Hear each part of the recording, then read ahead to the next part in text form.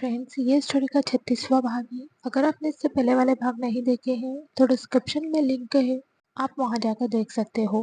अगर आपको स्टोरी अच्छी लगे तो लाइक एंड शेयर जरूर करना और रोज स्टोरी का नया भाग देखने के लिए चैनल को सब्सक्राइब करके बेल आइकन को प्रेस कर लेना ताकि हर आने वाली वीडियो की नोटिफिकेशन आपको मिल जाए। इधर कपूर मेंशन में परी आराम से अपने रूम में सो रही थी। उसे तो पता भी नहीं था कि रियाज उसे छोड़कर यूरोप चला गया है। वो बस अपने ख्वाबों की दुनिया में खोई हुई थी।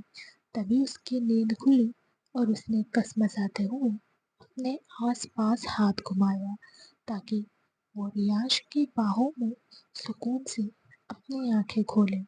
लेकिन जब उसे अपने आसपास रियाज महसूस नहीं हुआ तो उसने झट से अपनी आंखें खोल दी। रियाज को वहां ना देखकर परी एकदम से घबरा गई। उसने खुद से कहा, ये सड़ू कहाँ गया?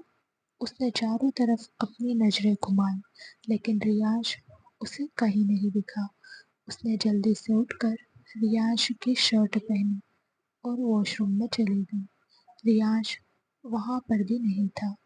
परी को अब रोना आ रहा था। वो जल्दी से रूम में आई और उसने अपना फोन उठाया। जैसे ही वो रियाज को फोन करने के लिए कॉलिंग पर प्रेस करने वाली थी तभी उसके फोन पर एक मैसेज आया जो रियाज का था। स्वीटी पाई, इतना घबराने की जरूरत नहीं है। मैं एक इम्पोर्टेंट बिजनेस मीटिंग के लिए यूरोप जा रहा हूँ। 2 दिन बाद आ जाऊंगा। तुम्हारे एग्जाम है। किट्टू के साथ पढ़ाई करना और अपना ध्यान अपनी पढ़ाई पर लगाना। मैं जल्द ही वापस आऊंगा और बिना बताए कहीं भी मत जाना। निशांत तुम्हें लेने आ रहा है। उसके साथ टाइम स्पेंड करना। रियांश का मैसेज पढ़कर परी को बहुत ज़्यादा रोना आया। उसने मैसेज टाइप किया, क्या भाई मुझे लेने आ रही हैं, इसलिए आप मुझसे नाराज होकर यूरोप चले गए हो। उसने मैसेज सेंड तो कर दिया था लेकिन उसे रियाज की तरफ से कोई रिप्लाई नहीं आया। ये देखकर परी ने रियाज को कॉल किया लेकिन रियाज ने अपना फोन स्विच ऑफ कर लिया था। ये देखकर परी ने खुद से कहा, हे भगवान, मेरे साथ ये क्या हो रहा है? सड़ू अचानक कहाँ चला गया? क्या वो मुझ पर गुस्सा कर रहे हैं? भाई मुझे लेने आ रहे हैं ये बात उन्हें पसंद नहीं आई। फिर उन्होंने मुझे रोका क्यों नहीं? अगर वो मुझे रोकते तो क्या मैं नहीं रुकती? परी ही अपनी उलझन में उलझी हुई थी। तभी उसके डोर पर किसी ने नॉक किया तो परी ने जाकर हल्का सा गेट ओपन करके बाहर देखा। बाहर शांति काकी खड़ी थी। शांति काकी को देखकर परी ने उन्हें अंदर आने का इशारा किया तो शांति काकी ने मना करते हुए कहा, नहीं छोटी मैडम, मैं यहीं पर ठीक हूँ। मैं बस आपको बताने आई थी कि नीचे मेहमान आने वाले हैं, इसलिए बड़ी मैडम ने आपको नीचे बुलाया है। शांति काकी की बात सुनकर परी ने हाँ में अपना सिर हिलाते हुए कहा, जी काकी, आप चलिए, मैं अभी आ रही हूँ। उसकी ये बात सुनकर शांति काकी वहाँ से चली गई। परी भी अपने आंसुओं को साफ करके वॉशरूम में चली गई। कुछ देर बाद वो बाहर आई और रेडी होने लगी। फिर उसने एक बैग में अपने कुछ कपड़े डाले और बैग को बेड पर रखकर रूम से बाहर चली गई। नीचे सब लोग हॉल में बैठे हुए थे। रूही भी इस वक्त हॉल में थी। रूही की डिलीवरी डेट अब नज़दीक आ गई थी। जब सब लोगों ने परी को वहां देखा तो सब लोग खामोशी से उसे देखने लगे। कल जो हुआ वो बिल्कुल भी अच्छा नहीं था, लेकिन आज जो हुआ वो परी के लिए भी आसान नहीं था। अचानक रियाज का यूरोप चले जाना किसी को भी कुछ समझ नहीं आया था। तभी नैना जी ने परी की तरफ देखते हुए कहा, बेटा, क्या तुम्हारी रियाज से बात हुई? परी उनके पास जाकर बैठ गई और उनके कंधे पर अपना सिर रखते हुए बोली, मम्मा, बस अभी-अभी उन्होंने मैसेज किया था। अगर आपने अभी तक चैनल को सब्सक्राइब नहीं किया है तो सब्सक्राइब कर लीजिए। आपको स्टोरी अच्छी लगे तो लाइक एंड शेयर भी ज़रूर करना। अब क्या करेगा रियाज़? क्या जवाब देगा वो परी को? क्या सच में वो परी को अपनी सच्चाई बताएगा? ये सुनकर नैना जी ने कहा, इसका मतलब वो तुम्हें बिना बताए चला गया था? उनकी बात का परी ने कोई जवाब नहीं दिया। उसके दिल और दिमाग में रियाज की कई बातें घूम रही थी। उसे इसे खामोश देखकर नैना जी ने कहा, क्या हुआ बेटा? तुम्हारे और रियाज के बीच सब ठीक तो है ना? परी ने कहा, पता नहीं मम्मा, सब ठीक है या नहीं। कभी कभी वो मुझ पर इतना प्यार लुटाते कि उसका कोई हिसाब ही नहीं, और कभी कभी वो मुझसे ऐसी बातें करते हैं जिसे पता नहीं मैं उनके लिए कुछ मायने रखती भी हूँ या नहीं। उसकी बात सुनकर नैना जी ने जल्दी से कहा, नहीं बेटा, ऐसी बात नहीं है। उसके ऊपर इतनी ज़्यादा जिम्मेदारियाँ है ना, इसलिए वो खुद का गुस्सा तुम पर निकाल देता है। तुम बुरा मत माना करो, वो गुस्सा ज़रूर करता है, लेकिन तुमसे प्यार भी तो उतना ही करता है। एक पति अपनी पत्नी के अलावा किसी और से तो अपने दिल की बात शेयर नहीं कर सकता ना, इसलिए वो तुम्हारे साथ ऐसा करता है। नैना जी की बात सुनकर परी ने कहा, पता है मम्मा, लेकिन मुझे उनका ऐसे गुस्सा करना बिल्कुल भी अच्छा नहीं लगता। मुझे उनके गुस्से से बहुत डर लगता है। वो दोनों अभी बात कर ही रहे थे कि तभी बाहर कार रुकने की आवाज़ आई, जिसे सुनकर नैना जी ने शांति काकी की तरफ देखा तो शांति काकी मेन गेट की तरफ बढ़ गई। उन्होंने जब गेट ओपन किया तो बाहर से अमित जी, आरती जी, नियति, किट्टू घर के अंदर आ रही थी। उन्हें देखकर शांति काकी ने नैना जी के पास जाते हुए कहा, रोहन बाबा के मोम डैड आए हैं। शांति काकी की बात सुनकर नैना जी अपनी जगह से खड़ी हो गई और शांति काकी से बोले, जाओ और जाकर नाश्ता तैयार करो। शांति काकी ने हाँ में सिर हिलाया और वो किचन की तरफ चली गई। तभी अमित जी और सब लोग घर के अंदर आ गए। किट्टू को देखकर परी के फेस पर बड़ी सी स्माइल आ गई। वहीं उसे इसे देखकर किट्टू समझ गई कि अब परी उसे नहीं छोड़ेगी। उसने जल्दी से नियति का हाथ पकड़ लिया और परी को इग्नोर करते हुए रूही के पास चली गई। उसे इसे देखकर परी की आंखें छोटी हो गई। उसने किट्टू को घूर कर देखा और खुद से बोली, किट्टू की बच्ची, तुम मुझसे भाग रही हो? तुम मिलो मुझे अकेले में, फिर तुम्हें बताती हूँ। वहीं सब लोग आकर हॉल में बैठ गए थे। नियति भी उन सबके पास बैठी हुई थी। दूसरी तरफ कई घंटे के ट्रेवल के बाद रियांश यूरोप एयरपोर्ट पर पहुंच गया था। उसने अपने फेस पर एक मास्क लगा रखा था। उसके कंधे पर एक बैग था और वो तेज कदम लेकर वहां से आगे बढ़ रहा था। वो जैसे ही एयरपोर्ट से बाहर आया तभी उसके सामने एक कार आकर रुक गई।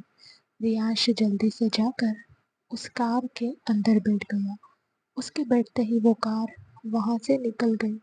रियांश कार में बैठा अपने फ़ोन को देख रहा था। उसके चेहरे पर इस वक्त बहुत ज़्यादा गंभीर भाव थे।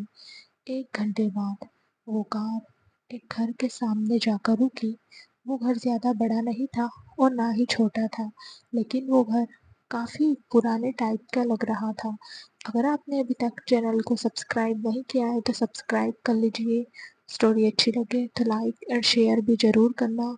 परी की ज़िंदगी का पास्ट और रियांश की ज़िंदगी के कुछ अनकहे दर्द को जानने के लिए हमारे साथ स्टोरी में बने रहना।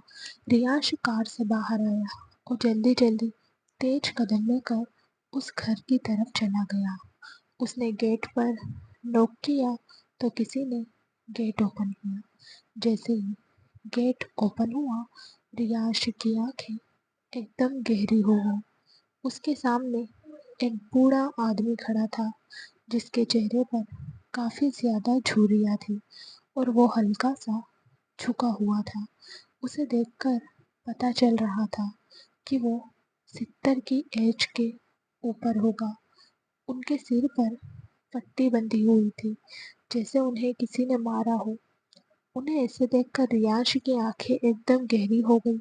उसने गुस्से से उस आदमी की तरफ देखते हुए कहा, ये आपके सिर पर चोट कैसे लगी? उस बूढ़े आदमी ने रियांश को देखा और अंदर जाते हुए बोला, तुम आ गए? मैं कब से तुम्हारा यहाँ इंतजार कर रहा था। मुझे तो लगा था कि अब तुम मेरे मरने के बाद ही यहाँ आओगे। उस बूढ़े आदमी की बात सुनकर रियांश का फेस एकदम सर्द हो गया। उसने अपनी सख्त आवाज में कहा, आप ऐसा कैसे सोच सकते हो कि मैं आपसे मिलने आपके मरने के बाद ही आऊंगा? उसकी बात सुनकर उस बूढ़े आदमी ने कहा, सच तो कह रहा हूँ। आज तुम 5 साल बाद यहाँ आ रहे हो, इसलिए मुझे लगा कि अब तुम मेरे मरने के बाद ही यहाँ आओगे। ठीक है, अब आ गए हो तो बैठो और बताओ यहाँ आना कैसा रहा? उनकी बात सुनकर रियाज ने कहा, आपसे बहुत ज़्यादा ज़रूरी बात करनी है मुझे, इसलिए मैं यहाँ आया हूँ। फ़ोन पर भी हमारी बात हो सकती थी, लेकिन मैं आपसे मिलकर बात करना चाहता था। उसकी बात सुनकर उस बूढ़े आदमी ने कहा, ठीक है, फिर बैठो, मैं तुम्हारे लिए कुछ लेकर आता हूँ। इतना कहकर वो जाने लगे तो रियांश ने उन्हें रोकते हुए कहा, कोई ज़रूरत नहीं है, मैं एकदम ठीक हूँ। आप मेरे पास बैठिए, मुझे आपसे ज़रूरी बात करनी है। उस बूढ़े आदमी ने हाँ में अपना सिर हिलाया और अपनी खटिया पर बैठ गया। रियांश भी उनके पास जाकर बैठ गया। फिर रियांश ने कहा, मेरा साला, वो मेरे राज तक पहुंचना चाहता है। मैंने तो सारे रास्ते बंद कर दिए, लेकिन मुझे नहीं लगता कि वो चुप बैठेगा। उसकी बात सुनकर उस बूढ़े आदमी ने कहा, तो फिर तुमने क्या सोचा है? रियांश ने कहा, सोचा तो अभी कुछ भी नहीं, लेकिन वो चाहता है तो अपनी खुशी से सब कुछ करे। लेकिन मैं चाहता हूँ कि मैं अपनी बीवी को सब कुछ बता दूँ। उस बूढ़े आदमी ने कहा, लेकिन तुम अपनी बीवी को बताकर खुद के लिए मुसीबत खड़ी करोगे। रियांश ने ना में अपनी गर्दन हिलाते हुए कहा, उसका जानना जरूरी है। वो उम्र में छोटी है, लेकिन उसका हक है ये सब जानने का। अगर उसे किसी और से पता चला तो शायद हम दोनों का रिश्ता खराब हो सकता है, जो मैं होने नहीं दे सकता। उस बूढ़े आदमी ने कहा, ठीक है, जैसा तुम्हें सही लगे, लेकिन क्या भरोसा वो किसी और को नहीं बताएगी? उनकी बात सुनकर रियांश ने मुस्कुराते हुए कहा, वो किसी को नहीं बताएगी, ये तो मुझे पता है, लेकिन क्या वो सच सुन पाएगी? उसकी बात सुनकर वो बूढ़ा आदमी सोच में पड़ गया। उसने रियांश के चेहरे के भाव देखते हुए कहा, तो तुम क्या चाहते हो? रियांश ने कहा, मैं चाहता हूँ आप मुझे उस व्यक्ति का पता बताएं, क्योंकि अब मैं और इंतज़ार नहीं कर सकता। उस बूढ़े आदमी ने कहा, ठीक है, मैं तुम्हें नाम तो बता दूंगा, लेकिन उसके बाद तुम्हारी मुसीबतें और ज़्यादा बढ़ जाएगी, क्योंकि फिर वो भी शांत नहीं बैठेगा और जो तुम कर रहे हो वो तुम्हें सबके सामने करना होगा। इस बीच तुम्हारी जान भी जा सकती है। अगर आपने अभी तक चैनल को सब्सक्राइब नहीं किया है तो सब्सक्राइब कर लीजिए। आपको स्टोरी अच्छी लगे तो लाइक और शेयर ज़रूर करना। क्या रियांश कभी परी को अपनी सच्चाई बताएगा? आखिर निशांत की जान किस लड़की में बसती है? जानने के लिए हमारे साथ आखिर तक बने रहना। या फिर तुम्हारी फैमिली को भी कुछ हो सकता है।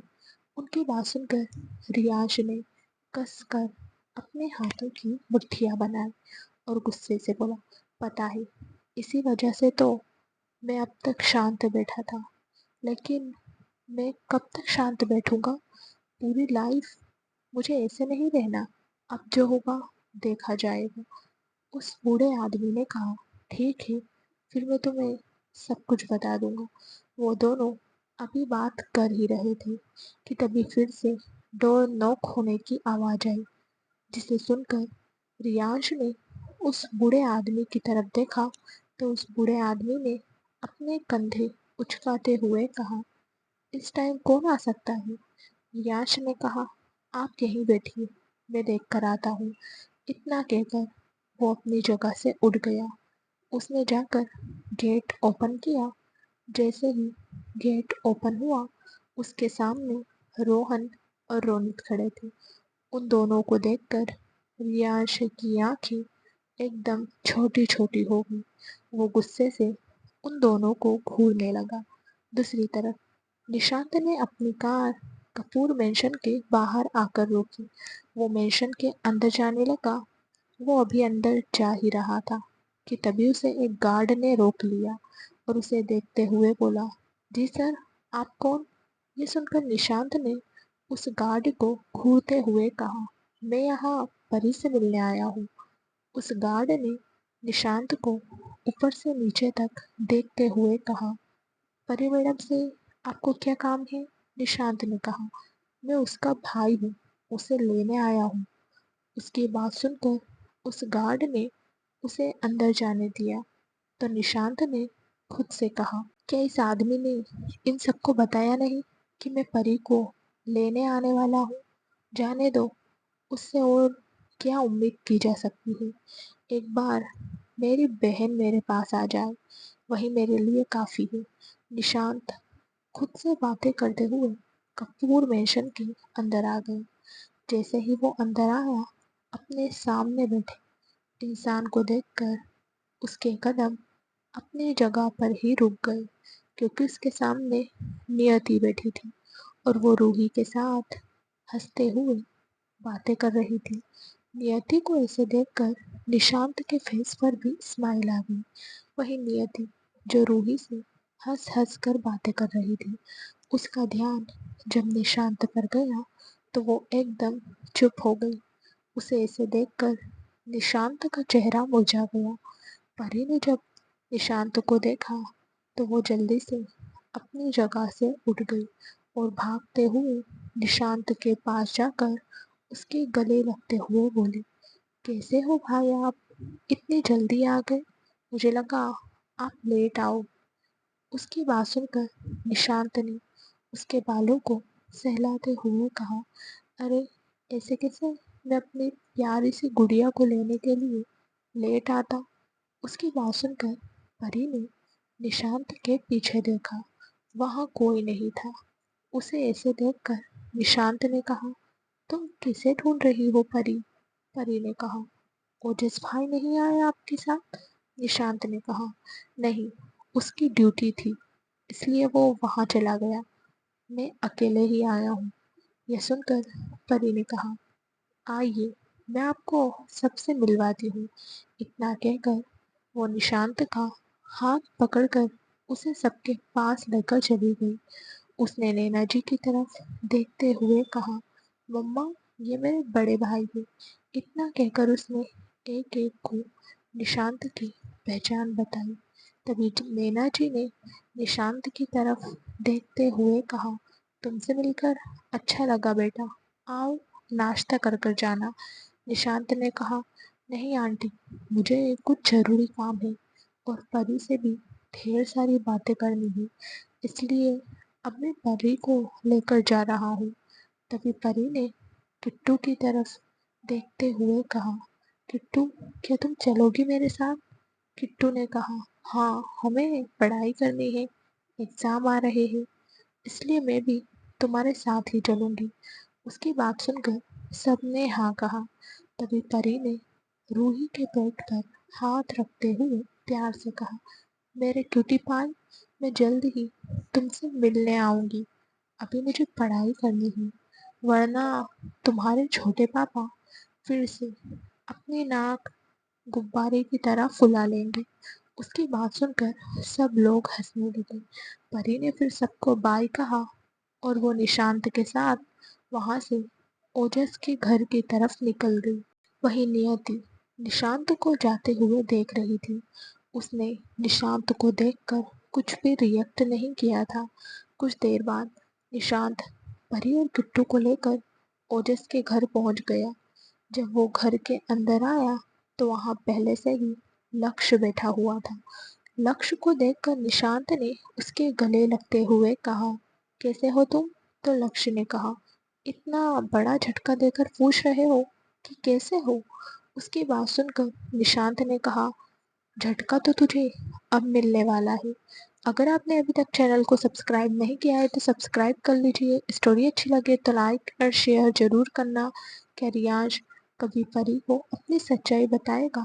आखिर मानसी कौन है? क्या हुआ था मानसी के साथ? जानने के लिए हमारे साथ बने रहना, जो मैं तुझे देने वाला हूँ। लक्ष्य ने कहा, अब क्या झटका देने वाला है तू?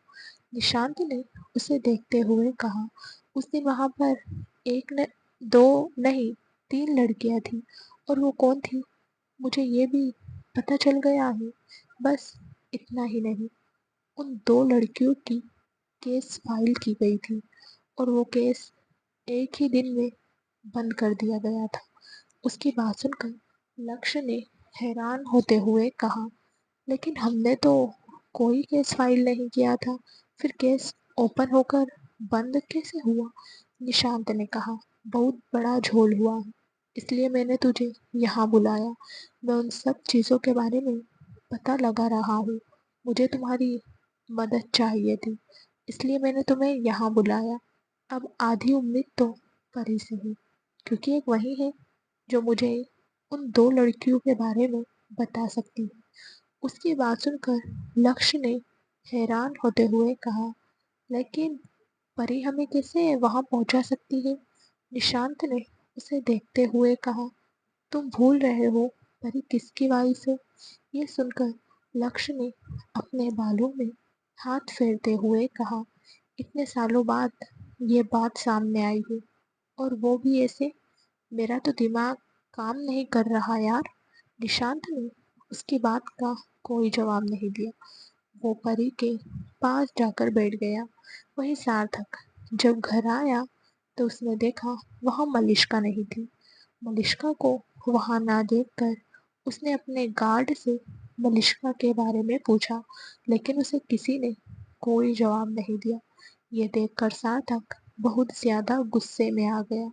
उसने मलिष्का के रूम में जाकर देखा तो मलिष्का का रूम पूरा बिखरा हुआ था। उसकी कबर्ड भी खुली हुई थी, जिन्हें देखकर सार्थक जल्दी से कबर्ड के पास चला गया। उसने कबर्ड को चेक किया तो वहाँ मलिष्का के कपड़े और उसके डॉक्यूमेंट नहीं थे। वहाँ पर बस एक लेटर लिखा था। सार्थक ने जल्दी से उस लेटर को उठाया और पढ़ने लगा। उस लेटर में लिखा था, मैं यहाँ से जा रही हूँ, बहुत ज्यादा दूर। ये पढ़कर सार्थक ने हैरान होते हुए कहा, इस लड़की की हिम्मत कैसे हुई यहाँ से जाने की? मैं इसे छोड़ूंगा नहीं। इसकी इतनी हिम्मत, कैसा कर रही है ये? इतना कहकर वो तेज कदम लेकर रूम से बाहर आया और फरजत खान के पास चला गया।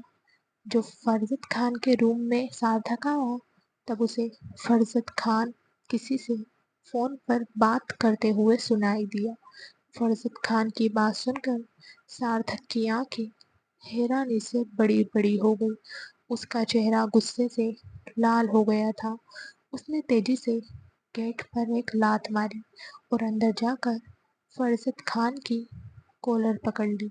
दूसरी तरफ रियांश के सामने रोनित और रोहन खड़े थे। रियांश उन दोनों को बुरी तरह से घूर रहा था।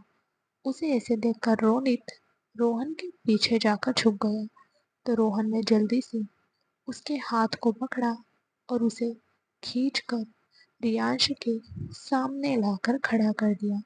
तभी रियांश ने उन दोनों को घूरते हुए कहा, तुम दोनों यहाँ क्यों आए हो? रोहन ने अपनी बत्ती सी चमकाते हुए कहा, तुम्हारे पीछे थोड़ी आए हैं, हमें तो सर ने यहाँ बुलाया है, इसलिए हम यहाँ आए हैं। ये सुनकर रियांश ने उसे एक डेविल लुक दिया और घर के अंदर आ गया। वो जाकर फिर से खटिया पर बैठ गया। वही जब उस बूढ़े आदमी ने रोहन और रोनित को वहां देखा तो उसने कहा, तभी तो मैं सोचूं, अभी तक तुम्हारी दो पूंछ तुम्हारे साथ आई क्यों नहीं।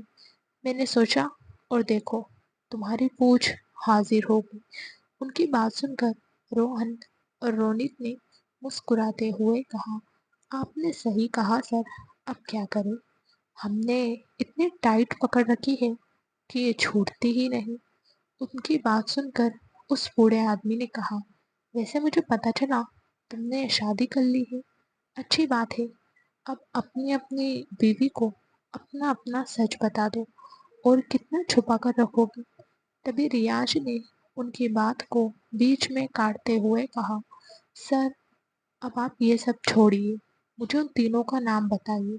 उस बूढ़े आदमी ने कहा, मुझे अच्छे से पता है, तुम्हें भी उन लोगों का नाम पता है, लेकिन फिर भी तुम मुझसे पूछ रहे हो, इसलिए मैं तुम्हें बता रहा हूँ।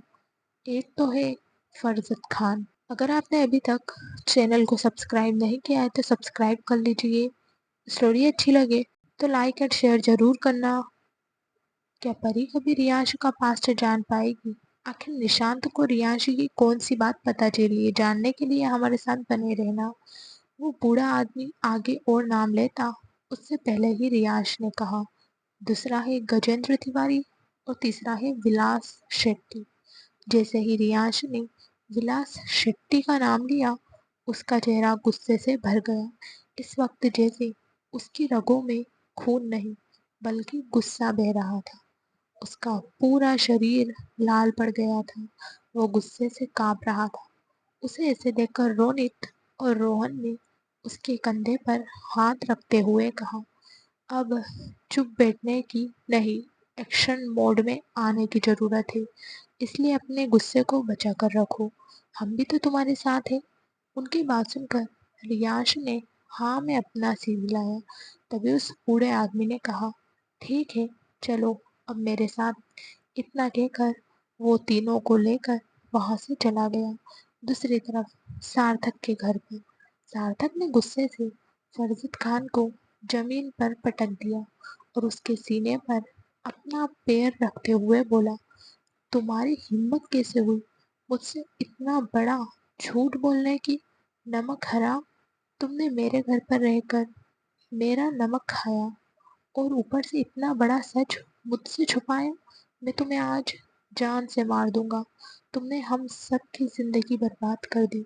तुम्हें तो आज मैं सच में मार डालूंगा। सार्थक इस वक्त बहुत ज्यादा गुस्से में था और वो अपने पैरों से फरजत खान के सीने पर मारे जा रहा था। तभी वहां पर कई सारे बॉडीगार्ड्स आ गए, जिन्होंने ब्लैक कलर की यूनिफॉर्म पहनी थी। उन सब ने जल्दी से सार्थक को पकड़ लिया और फरजत खान को भी। सार्थक ने गुस्से से उनसे छूटते हुए कहा, फरजत खान, मैं तुम्हें मार डालूंगा। तुमने जो हरकत की है ना, वो कोई भी दुश्मन अपने दुश्मन के साथ नहीं करता, लेकिन तूने तो सच में हद पार कर दी। सार्थक के मारने से फरजत खान के होठों से और नाक से खून आने लगा था। उसने अपने हाथ को झटका और अपने होठों से आ रहे खून को साफ करते हुए कहा, ये तुमने ठीक नहीं किया सार्थक। अब देखो तुम्हारे साथ क्या होता है। जिस सच्चाई को मैंने इतने सालों तक छुपा कर रखा, अब वो तेरे सामने आ गई है। सार्थक ने गुस्से से उसे घूरते हुए कहा, तूने मेरी बहन का रेप किया, तेरी हिम्मत कैसे हुई उसके साथ ऐसा करने की। मैं तुम्हें आज जान से मार दूंगा। दूसरी तरफ निशांत परी के पास बैठा हुआ था। तभी परी ने निशांत की तरफ देखते हुए कहा, भाई आप मुझसे कुछ बात कर रहे थे, बताइए ना, क्या बात है। उसकी बात सुनकर निशांत ने एक नज़र लक्ष्य को देखा और परी की तरफ देखते हुए बोला, परी, मुझे तुमसे कुछ जानकारी हासिल करनी है। क्या तुम मुझे बताओगी? उस दिन ठीक से हमारी बात नहीं हो पाई थी। परी ने कहा, जी भाई, आप बताइए, आपको क्या जानना है। मैं आपको सब बताऊंगी। वैसे भी मुझे भी आपसे बहुत ज़रूरी बात करनी है, जो मुझे कल ही पता चली है। निशांत ने कहा, ठीक है, पहले तुम बताओ, तुम क्या कहना चाहती हो? परी ने गहरी सांस ली और उसने कपूर मेंशन में कल जो कुछ भी हुआ था वो सब निशांत को बता दिया। जब निशांत ने परी की बात सुनी तो उसका एकदम से सिर घूम गया। उसने परी की तरफ देखते हुए कहा, ये कैसे पॉसिबल हो सकता है गुड़िया? ये तो हो ही नहीं सकता। उसकी बात सुनकर परी ने हैरानी से कहा, भाई आप ऐसा क्यों कह रहे हो?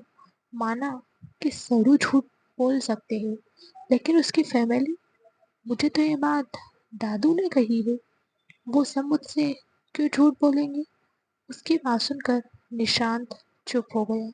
फिर उसने कुछ सोचते हुए कहा, उसने तुम्हें ये भी बताया होगा कि उस दिन वहाँ क्या हुआ था? परी ने अपनी गर्दन ना में हिलाते हुए कहा, अगर आपने अभी तक चैनल को सब्सक्राइब नहीं किया है तो सब्सक्राइब कर लीजिए। आपको स्टोरी अच्छी लगे तो लाइक और शेयर जरूर करना। परी की जिंदगी का पास्ट और रियांश की जिंदगी के कुछ अनकहे दर्दों को जानने के लिए स्टोरी के लास्ट पार्ट तक हमारे साथ बने रहना। नहीं भाई, सड़ू की हालत ठीक नहीं थी, इसलिए मैंने उनसे कुछ नहीं पूछा और सुबह जब मैं उठी तो वो यहाँ पर नहीं थे, इसलिए मैं उनसे बात ही नहीं कर पाई। अब वो जैसे ही यहाँ आएंगे मैं उनसे बात करूँगी। लेकिन भाई, मुझे एक बात समझ नहीं आ रही, आप इन सब चीज़ों के बारे में मुझसे क्यों पूछ रहे हो? निशांत ने एक गहरी सांस ली और उसने लक्ष्य की तरफ देखा तो लक्ष्य ने कहा, अब क्या ही छुपाना, बता दो उसे जो भी सच है। निशांत ने कहा, परी, जब हम लोग यहाँ से चले गए थे तब हमारी मदद लक्ष्य के डैड ने की थी। हम उनके घर पर ही रहते थे। लक्ष्य की एक दोस्त थी जो उसके घर के पास में ही रहती थी। वो बहुत अच्छी थी। उसका नाम था मानसी। वहाँ रहने के कारण मेरी और मानसी की बहुत ज़्यादा बनने लगी थी। धीरे धीरे हमारी बातचीत होने लगी। वो मुझसे बहुत ज़्यादा बातें करती थी। इतना कहकर उसने लक्ष्य की तरफ देखा तो लक्ष्य ने आगे कहा, हाँ, पर पता नहीं मेरे दिल में उसके लिए क्या फीलिंग थी, मैं समझ नहीं पा रहा था। लेकिन मैं जैसे जैसे बड़ा हो रहा था मुझे समझ आ रहा था कि मैं उससे प्यार करने लगा हूँ। और ये बात मैंने निशांत से कही थी, जिसके बाद निशांत ने हम दोनों को मिलाने का प्लान बनाया था। लेकिन मैं मानसी से कुछ बात करता या फिर निशांत कुछ करता उससे पहले ही मानसी ने हमसे आकर कहा कि वो इंडिया जा रही है। उनके घर में किसी की शादी है जो यहाँ देहरादून में होने वाली थी। जब निशांत को ये बात पता चली तो उसका चेहरा मुरझा गया। वो मानसी के साथ आना चाहता था, लेकिन किसी रीज़न की वजह से वो उसके साथ नहीं आ सका। हम लोग फ़ोन पर बात करते थे, लेकिन हमारी ज़्यादा बात नहीं हो पाती थी। फिर अचानक से एक दिन हमें पता चला कि मानसी का रेप हो गया है। इतना कहकर लक्ष्य चुप हो गया। उसे ऐसे देखकर निशांत ने आगे कहा, उस दिन हमारे पैरों तले जमीन खिसक गई थी। पता है तुम्हें, उस दिन हमने वहां पर किसे देखा था? उसकी बात सुनकर परी ने कहा, आप लोग तो वहां थे ही नहीं, फिर आप लोगों ने वहां किसी को कैसे देख लिया भाई? निशांत ने कहा, हाँ, ये तुमने सही कहा, हम दोनों तो वहाँ थे ही नहीं। लेकिन जब मानसी का फ़ोन स्विच ऑफ आने लगा तब हमने सोचा कि हम इंडिया में आकर मानसी को सरप्राइज देंगे और लक्ष्य उसे यही प्रपोज करेगा। ये सोचकर हम इंडिया आ गए थे। जब हम यहाँ पहुँचे तब हमें पुलिस स्टेशन से फ़ोन आया। हम लोग वहाँ से सीधा हॉस्पिटल पहुँच गए। जब हम हॉस्पिटल पहुँचे, अगर आपने अभी तक चैनल को सब्सक्राइब नहीं किया है तो सब्सक्राइब कर लीजिए। आपको स्टोरी अच्छी लगे तो लाइक और शेयर ज़रूर करना। क्या रियांश कभी परी को अपनी सच्चाई बताएगा? आखिर निशांत की जान किस लड़की में बसती है? जानने के लिए हमारे साथ स्टोरी के आखिरी भाग तक बने रहना। तब हमें पता चला कि मानसी का रेप हुआ और वो अब तक मर चुकी थी। हम लोग बहुत ज़्यादा गुस्से में थे और उस इंसान के बारे में पता लगाना चाहते थे कि वो कौन है। इसलिए हमने उसके बारे में पता लगाना शुरू कर दिया। 2 साल बाद हमें वहाँ की फुटेज मिली, वो भी बहुत मुश्किल से और आधी, जिसमें हमें एक इंसान का चेहरा दिखा और वो 3 लड़कियों के बीच खड़ा था और वो इंसान कोई और नहीं, रियांश था। उसकी बात सुनकर परी के पैरों तले जमीन खिसक गई। वो जल्दी से अपनी जगह से खड़ी हो गई और निशांत की तरफ देखने लगी। उसकी आंखों से आंसू बह रहे थे।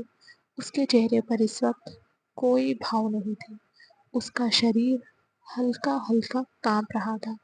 उसे तो विश्वास नहीं हो रहा था कि निशांत ने उससे जो भी कहा है वो सच है।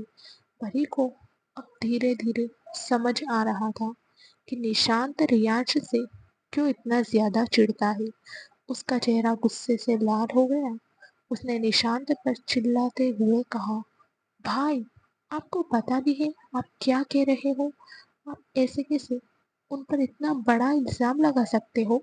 वो ऐसे नहीं है। आपने उनके साइड की बात भी नहीं सुनी और सीधा उन पर इतना बड़ा इल्जाम लगा दिया। क्या वो बस वहां खड़े थे इसलिए ये सब उन्होंने किया है? परी इस वक्त बहुत ज्यादा गुस्से में थी। उसे ऐसे देखकर निशांत ने कहा, परी, पहले मेरी बात सुनो। वहां पर उस दिन कोई नहीं था सिवाय रियांश, रोहन और रोनित के। अब तुम ही सोचो, अगर वहां पर कोई नहीं था तो फिर उन तीनों का रेप हुआ कैसे? अब हैरान होने की बारी परी की थी। उसने निशांत की तरफ देखते हुए पूछा, 3 लोग? तो निशांत ने हाँ में अपनी गर्दन हिलाते हुए कहा, हाँ, 3 लोग। और तुम्हें पता है वो कौन थी? एक थी रियाश की बुआ निवेदिता, दूसरी थी मानसी और तीसरी थी सार्थक की बहन। अब रियांश का राज सबके सामने आने वाला है। 2 दिन के बाद उस रात से पर्दा हटेगा और बहुत कुछ सामने आएगा और सबको अपने अपने सवालों के जवाब मिल जाएंगे। तभी परी ने निशांत की तरफ देखते हुए कहा, लेकिन ये सब जरूर नहीं कर सकते। वो खुद की बुआ के साथ ऐसा कैसे कर सकते हैं? उसकी बात सुनकर निशांत ने कहा, गुड़िया, तुम खुद सोचो ना, वो उसकी सगी बुआ नहीं थी और वो बचपन से ही उनके साथ रहता था। तुम सोचो, एक लड़के के दिमाग में ये बात क्यों नहीं आ सकती? निशांत की बात सुनकर परी को बहुत ज्यादा गुस्सा आ गया। उसने निशांत की तरफ पॉइंट करते हुए कहा, बस भाई, अब आप हद पार कर रहे हो। अगर ये सब मेरे सरू ने किया होगा तो मैं खुद उन्हें उनके किए की सजा दूंगी। लेकिन अगर उन्होंने ये सब नहीं किया तो फिर आप सोच लेना, आपका और मेरा रिश्ता यही खत्म। क्योंकि मैं अपने पति पर इतना बड़ा इल्ज़ाम सहन नहीं कर सकती। मैंने उन्हें जितना जाना है उससे बस मैं इतना ही कहूँगी कि वो ऐसे नहीं है। अगर होते तो आज तक उन्होंने काफी लड़कियों के साथ सब कुछ किया होता। मैं वो पहली लड़की नहीं होती। इतना कहकर परी भागते हुए अपने रूम में चली गई और जाकर बेड पर लेट गई। वो रोते हुए रियांश को फोन करने लगी, लेकिन रियांश उसका फोन नहीं उठा रहा था। ये देखकर परी को रियांश पर बहुत ज्यादा गुस्सा आ रहा था।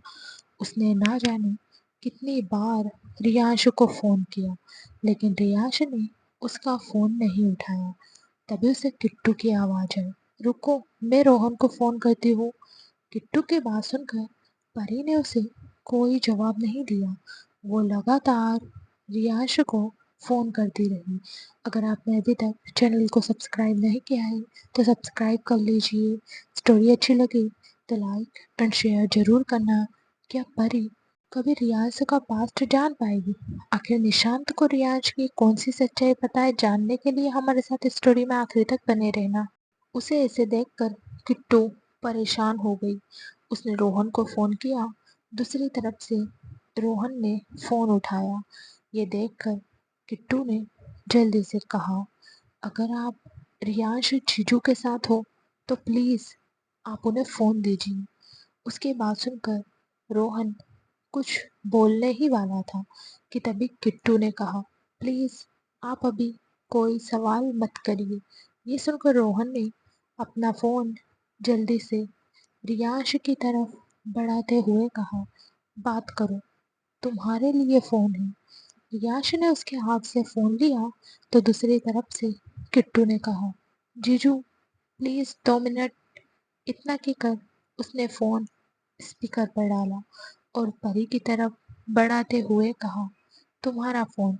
तो परी ने किट्टू की तरफ देखते हुए कहा, मुझे उनसे कोई बात नहीं करनी। अगर वो तुम्हारा फोन उठा सकते हैं तो मेरा भी उठा सकते हैं, लेकिन उन्होंने मेरा फोन नहीं उठाया। मुझे अब उनसे कोई बात नहीं करनी। बस अब बहुत हो गया। उनसे कह दो मैं जा रही हूँ, सब कुछ छोड़कर अपने मम्मी पापा के पास। उसकी बात सुनकर रियांश ने कहा, तुम्हें जाना है तो तुम जाओ, मैं तुम्हें नहीं रोकूंगा। परी ने गुस्से में कहा, हाँ, आप क्यों मुझे रोकोगे?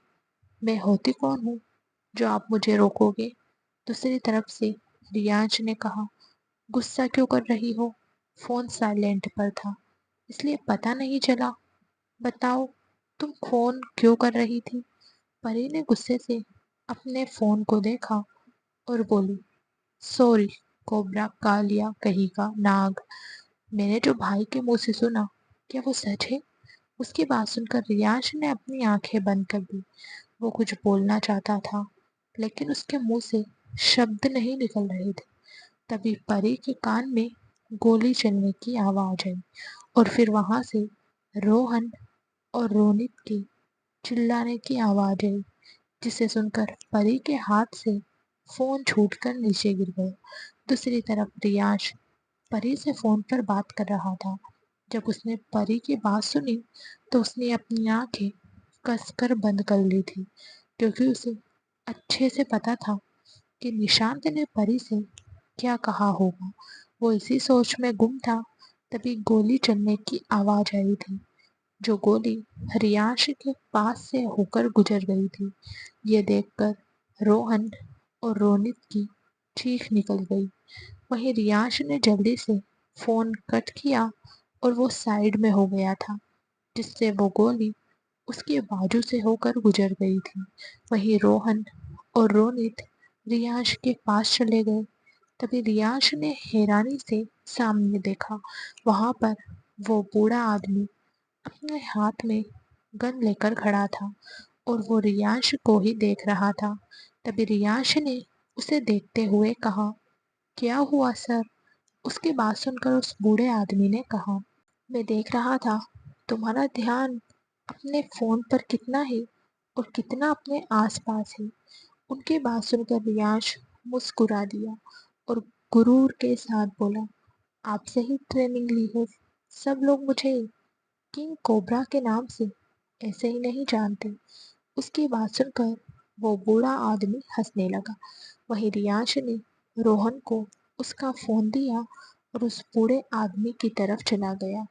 फिर वो बूढ़ा आदमी उन तीनों को लेकर वहां से आगे चला गया। लगभग आधे घंटे चलने के बाद वो तीनों एक जगह आकर रुक गए थे। वहां एक बड़ा सा कंपाउंड बना हुआ था और उसके अंदर बहुत बड़ा ट्रेनिंग कैंपस था।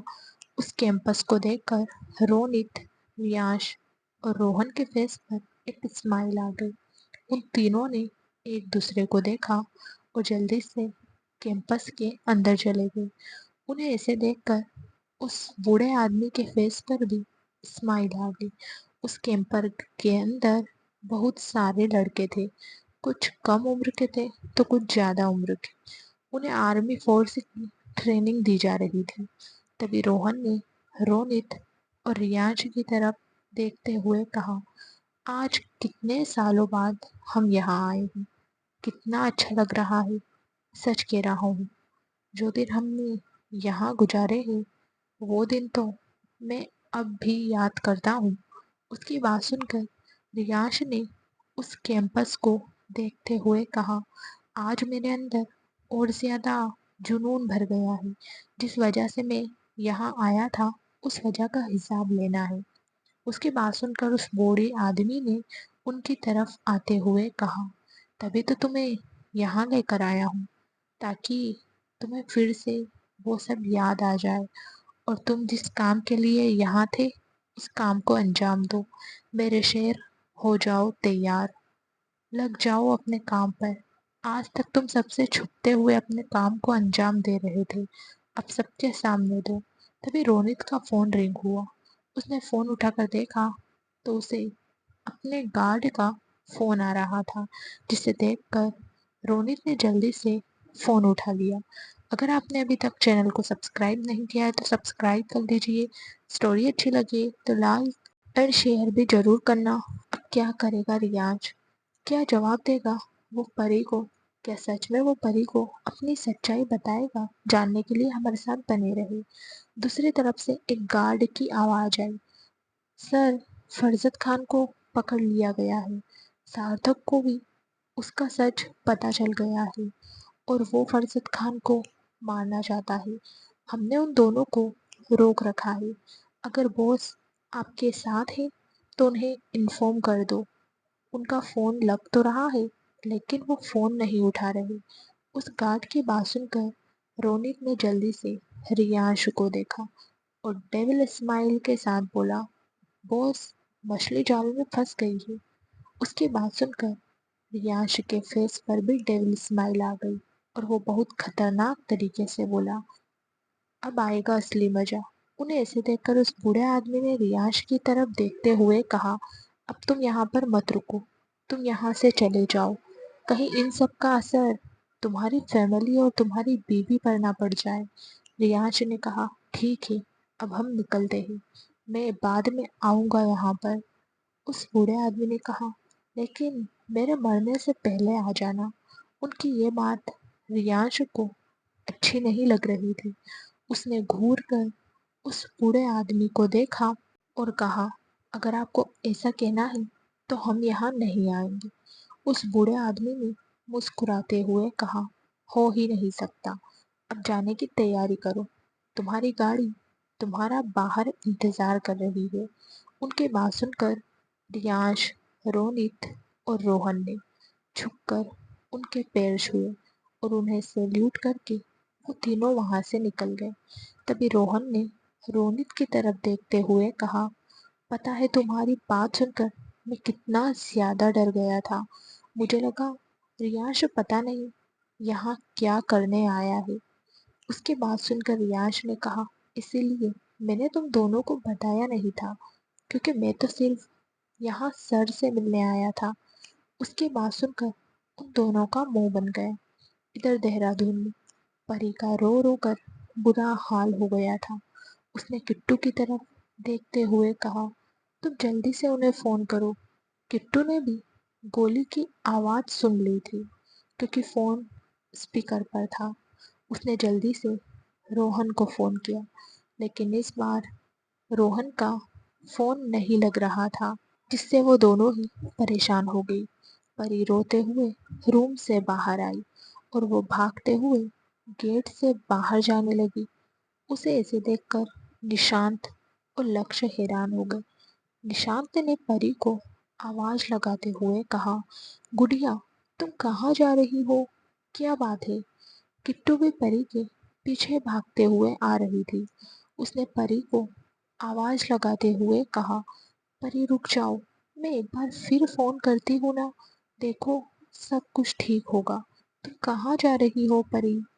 किट्टू के बात सुनकर निशांत ने किट्टू की तरफ देखते हुए पूछा, किट्टू, परी को क्या हो गया? वो ऐसे क्यों भाग रही है? किट्टू ने रोते हुए कहा, भाई, पता नहीं वो कहाँ जा रही है। वो जीजू से फोन पर बात कर रही थी और अचानक से उन पर किसी ने गोली चला दी और अब ये लड़की पागलों की तरह पता नहीं कहाँ भागकर जा रही है। उसकी बात सुनकर निशांत हैरान हो गया और वो भी परी के पीछे भागने लगा। परी पागलों की तरह रास्ते पर भाग रही थी। उसे समझ नहीं आ रहा था कि वो क्या करे। उसने अपने पॉकेट से फ़ोन निकाला और रियांश को फ़ोन किया, लेकिन दूसरी तरफ से रियांश का फ़ोन स्विच ऑफ बता रहा था। फिर उसने रोहन को फ़ोन किया, लेकिन रोहन का फ़ोन भी बंद आ रहा था। परी ने रोते हुए खुद से कहा, क्या हो गया आपको? कहाँ हो आप? प्लीज़ एक बार मेरा फ़ोन उठा लीजिए। अगर आपको कुछ हो गया तो मैं तो मर जाऊंगी। परी रियांश के लिए तड़प रही थी। तभी उसके दिमाग में रोनित का ख्याल आया।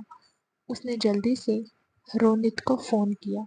अगर आपने अभी तक चैनल को सब्सक्राइब नहीं किया है तो सब्सक्राइब कर लीजिए। स्टोरी अच्छी लगे तो लाइक एंड शेयर ज़रूर करना। परी की ज़िंदगी का पास्ट और याश की ज़िंदगी के पास्ट को जानने के लिए हमारे साथ स्टोरी के आखिरी भाग तक बने रहना। दूसरी तरफ से रिंग जा रही थी।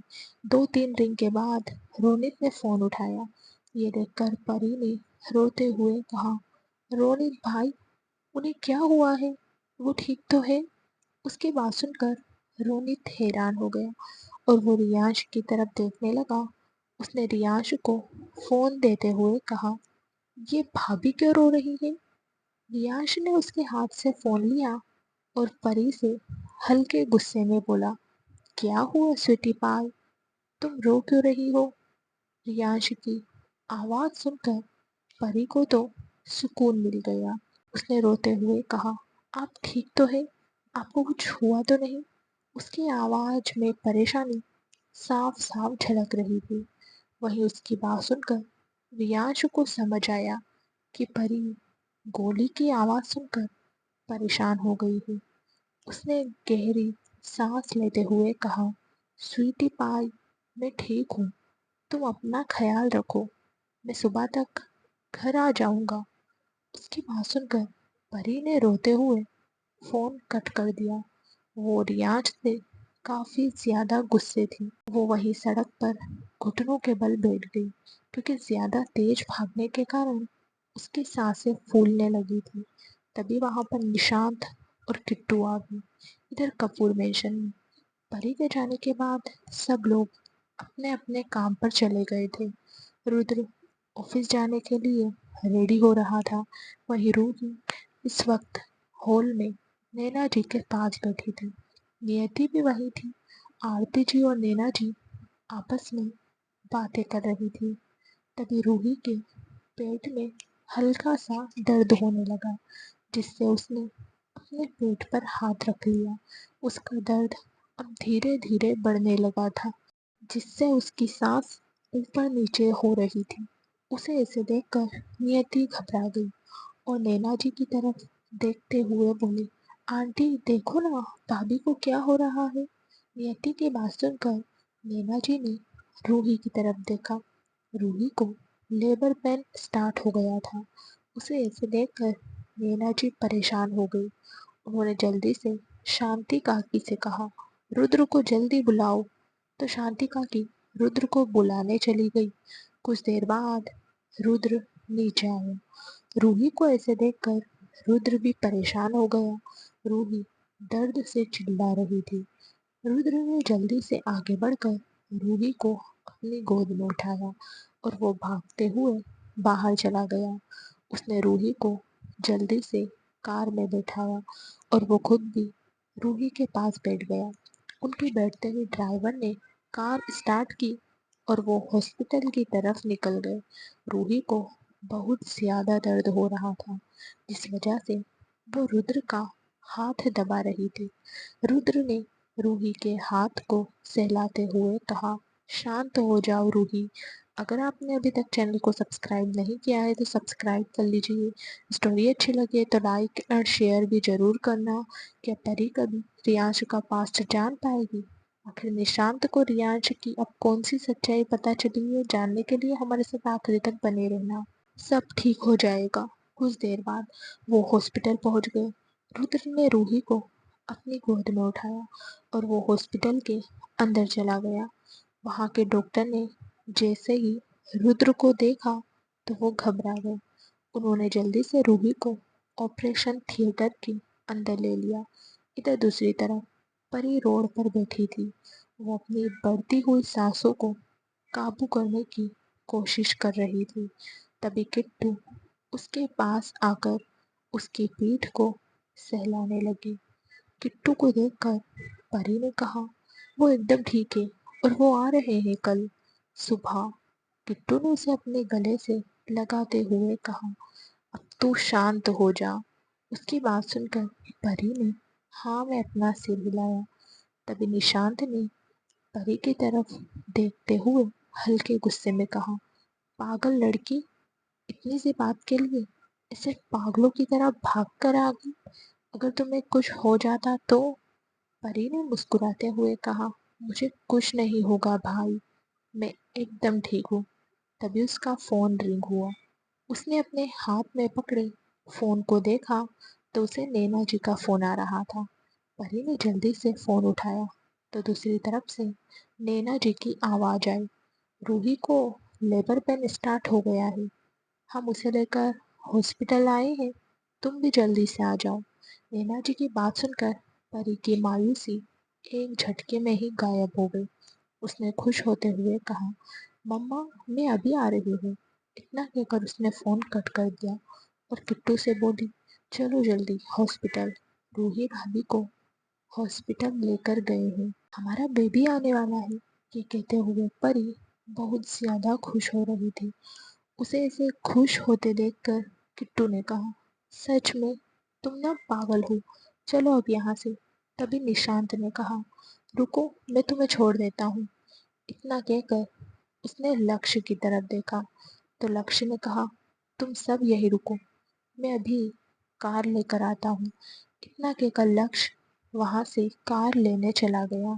कुछ देर में वो कार लेकर उन सबके पास आया तो निशांत, किट्टू, परी कार में बैठ गए और फिर वो हॉस्पिटल की तरफ निकल गए। परी ने फिर से रियांश को फोन किया लेकिन रियांश का फोन नहीं लगा। ये देखकर परी ने चिढ़ते हुए कहा, किंग कोबरा, इससे तो मैं अब सच में बात ही नहीं करूंगी। ये कहते हुए परी का मुंह गुस्से से फूल गया था। उसे इसे देखकर किट्टू ने उसकी एक फोटो ली और रियांश को सेंड कर दी। फिर उसने रियांश को मैसेज टाइप किया, जीजू आज आपकी तो खैर नहीं, आपकी मैडम गुस्से से फूली हुई है। इतना लिखकर उसने रियांश को ये मैसेज सेंड कर दिया। अगर आपने अभी तक चैनल को सब्सक्राइब नहीं किया है तो सब्सक्राइब कर लीजिए। आपको स्टोरी अच्छी लगे तो लाइक एंड शेयर भी ज़रूर करना। कुछ देर बाद वो हॉस्पिटल पहुंच गए। परी भागते हुए हॉस्पिटल के अंदर गई। तभी उसे वहाँ नैना जी दिखाई दी। परी नैना जी की तरफ चली गई और उन्हें देखते हुए बोली, मम्मा कहाँ है हमारा बेबी? नैना जी ने कहा, ऑपरेशन रूम में है, हमारी तरह तुम भी यहीं इंतजार करो। उनकी बात सुनकर परी जल्दी से रुद्र के पास चली गई जो परेशानी से वहां खड़ा था। अंदर से रूही के चिल्लाने की आवाज आ रही थी जिसे वो सहन नहीं कर पा रहा था। रुद्र को ऐसे देखकर परी ने कहा, परेशान मत होइए भाई, सब ठीक हो जाएगा। रुद्र ने हाँ में अपना सिर हिलाया और परी की तरफ देखते हुए बोला, मैं ठीक हूँ। तो परी ने मुंह बनाते हुए कहा, मुझे पता है आप कितना ठीक हो, जरा आपका चेहरा तो देखिए कैसा लाल हो गया है।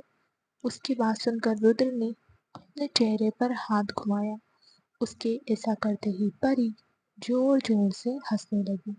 उसे ऐसे हंसते देखकर रुद्र ने उसे घूरते हुए कहा, क्या तुम मेरा मजाक बना रही हो परी?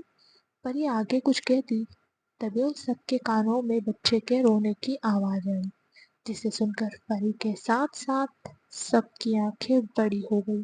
रुद्र जल्दी से ऑपरेशन रूम के पास जाकर खड़ा हो गया। परी भी उसके पीछे ही थी और बाकी सब भी उनके पीछे आकर खड़े हो गए थे। तभी रूम का गेट ओपन हुआ और एक सिस्टर अपने हाथ में एक बेबी को लेकर बाहर आई। वो बेबी बिल्कुल वाइट कपड़े में लिपटा हुआ था।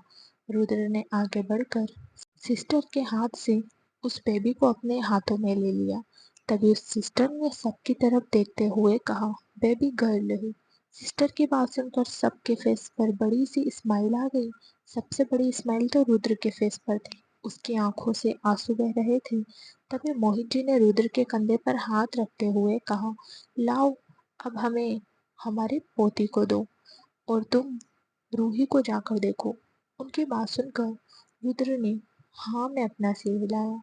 उसने बेबी के फोरहेड पर किस किया और उसे मोहित जी को दे दिया और फिर वो ऑपरेशन थिएटर के अंदर चला गया। वहीं बाहर परी ने बेबी की तरफ देखते हुए मोहित जी से कहा, पापा ये कितनी प्यारी है, बिल्कुल भाभी की तरह। मोहित जी ने हाँ में अपना सिर हिलाया। तभी दादाजी ने मोहित जी को डांटते हुए कहा, पहले बच्ची को मैं लूंगा, अब मैं परदादा बन गया, इसलिए सबसे पहले उसे मेरे पास दो। दादाजी की बात सुनकर मोहित जी ने बेबी को थोड़ा पीछे किया और बोले, पापा मैं पहली बार दादू बना हूँ, इसलिए मैं इसे आपको नहीं दूंगा। वो दोनों बच्चे के लिए लड़ रहे थे। उन्हें इसे देखकर परी ने कहा, आप दोनों ये क्या कर रहे हो? बेबी को मुझे दो, हम सबको उसे गोद में लेना है। तभी नैना जी ने कहा, हाँ और नहीं तो क्या, आप दोनों ऐसा कैसे कर सकते हो? हम भी दादी बने हैं, देखे तो हम हमारी सोन चिड़ैया कैसी है। अंदर रुद्र रूही के पास आया। रूही इस वक्त हल्की बेहोश थी।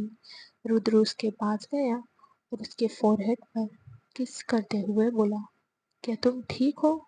रूही ने हाँ में अपना सिर हिलाते हुए कहा, मैंने कहा था ना आपसे, हमें बेटी ही होगी। हमारी निवेदिता बुआ अब हमारे पास वापस आ गई है। उसकी बात सुनकर रुद्र ने कहा, तुमने मेरी लाइफ में आकर मेरी लाइफ बदल दी है रूही। मैं तुम्हें बता नहीं सकता इस वक्त मैं कितना खुश हूँ। मैं भगवान को जितना शुक्रिया अदा करूँ उतना ही कम है। उन्होंने तुम्हें मेरी लाइफ में भेजकर ना जाने मुझ पर कितना बड़ा एहसान कर दिया है। उसकी बात सुनकर रूही ने मुस्कुराते हुए कहा, अब सब ठीक है। क्या रियांश परी को बताएगा अपना सच? क्या परी कभी रियांश की सच्चाई जान पाएगी? आखिर रियांश के साथ क्या हुआ था? मलिष्का कहाँ गई है और वो क्यों अब रियांश से छिप रही है? मलिष्का का क्या सच है, जानने के लिए स्टोरी के आखिरी भाग तक बने रहना। अगर आपने अभी तक चैनल को सब्सक्राइब नहीं किया है तो सब्सक्राइब कर लीजिए। आपको स्टोरी अच्छी लगे तो लाइक और शेयर भी ज़रूर करना। हर रोज़ स्टोरी का नया भाग देखने के लिए चैनल को सब्सक्राइब करके बेल आइकन को प्रेस कर लेना, ताकि हर आने वाली वीडियो की नोटिफिकेशन आपको मिल जाए। Thank you so much friends.